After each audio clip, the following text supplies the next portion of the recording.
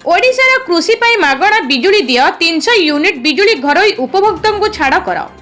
बरचड़ा block Balichandrapur बजार स्थित श्यामसुंदर बजार गजलक्ष्मी मंडप ठारी आंचलिक सचेतन नागरिक कमिटी पक्षरु चा पे चर्चार कार्यक्रम अनुष्ठित हो जायछि।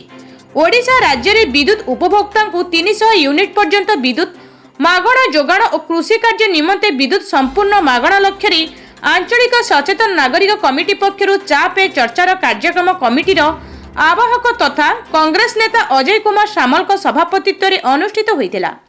सचेतन कमिटीर युव नेता विश्वप्रकाश सामल तत्वावधान में आयोजित कार्यक्रम में बहु विशिष्ट बुद्धिजीवी जोगदे विद्युत विभाग मनमानी और ग्राहक शोषण नीति विरुद्ध में बर्षिथिले। कार्यक्रम में प्राक्तन केंद्र मंत्री श्रीकांत जेना, पूर्वतन मंत्री पंचानन कानून को जोगदे उपस्थित उपभोक्ता को एक तुलना चित्र उपस्थापन करी संपूर्ण विद्युत मागणा पाइबा निमंती समस्त उपभोक्ता हकदार अटंती एवं ए संपर्क में ओडिशा मुख्यमंत्री को दमकल निर्विशेष चिठी लिखा आह्वान देथिले।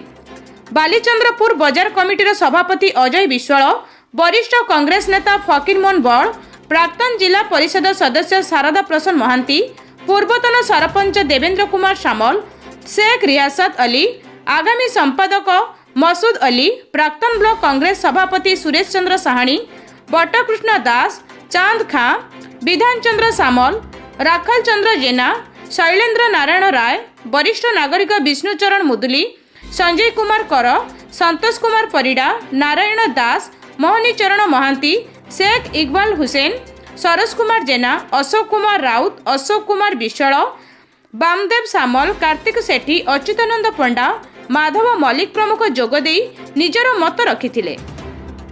कमिटीर संयोजक पूर्वतन सरपंच विलास चंद्र बारिक धन्यवाद अर्पण करथिले। बरचणारू एकादशी सेठीଙ୍କ रिपोर्ट, सूर्यास्त न्यूज।